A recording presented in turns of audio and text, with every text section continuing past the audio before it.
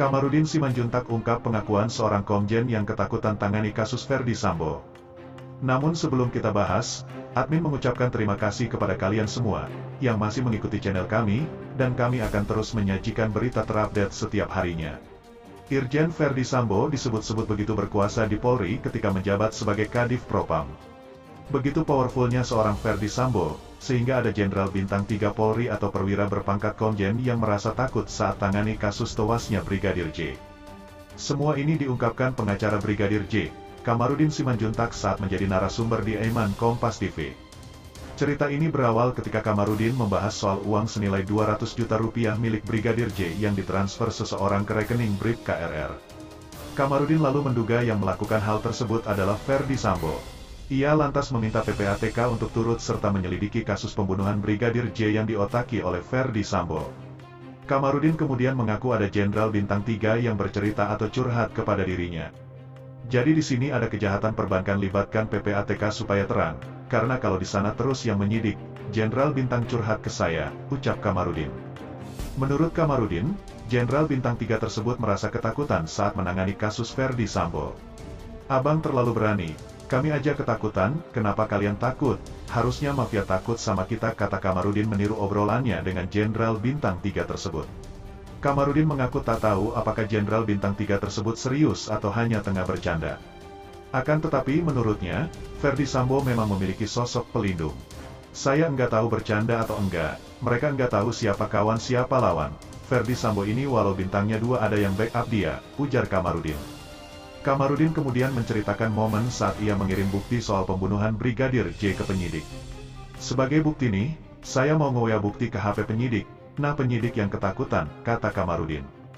Takut HP-nya dipantau, ada juga penyidik yang menolak bukti, imbuhnya. Di sisi lain, Menko Polhukam, Mahfud MD menyebut Irjen Ferdy Sambo dinilai merupakan sosok Jenderal Bintang 5 di Polri. Hal tersebut disampaikan oleh Mahfud MD saat menjadi narasumber di acara iNews TV, pada Rabu, tanggal 17 Agustus tahun 2022. Mulanya Mahfud MD memuji kinerja Kapolri Jenderal Listio Sigit Prabowo dalam mengungkapkan kasus pembunuhan Brigadir J. Mengingat kasus pembunuhan berencana tersebut diotaki oleh Ferdy Sambo yang notabene-nya adalah pejabat tinggi di Polri. Penyelesaian yang diambil Kapolri sudah sangat proporsional dan cukup cepat. 1 bulan loh selesai dalam kasus yang begini rumit dan begitu sensitif, ungkap Mahfud MD. Karena yang melakukan itu adalah pejabat tinggi Polri yang sebenarnya kalau dihitung bintangnya itu seperti bintang 5. Kadif Propam itu bintang 2, tapi anak buahnya yang bintang 3, kepala bironya ada 3 yang seluruhnya tunduk pada ini, FS, imbuh Mahfud MD. Mahfud MD lalu menyebut Ferdy Sambo adalah Jenderal Bintang 2 rasa bintang 5, karena ia ditakuti oleh banyak pihak. Ferdy Sambo mampu menembak seseorang contohnya Brigadir J, lalu mengarang cerita terkait kejahatannya tersebut. Sehingga rasa-rasanya kalau di Polri itu Pak Sambo memang praktis bintang 5 karena semua takut pada dia. Rasanya semuanya bisa ditembak oleh dia dengan alasan apapun. Nah itu yang menyebabkan ketika dia melakukan kejahatan, lalu dia membuat rekayasa, orang hampir percaya dia semua, bahwa itu tembak-menembak, padahal itu karangan melibatkan 36 orang yang mengatur skenario itu, kata Mahfud MD.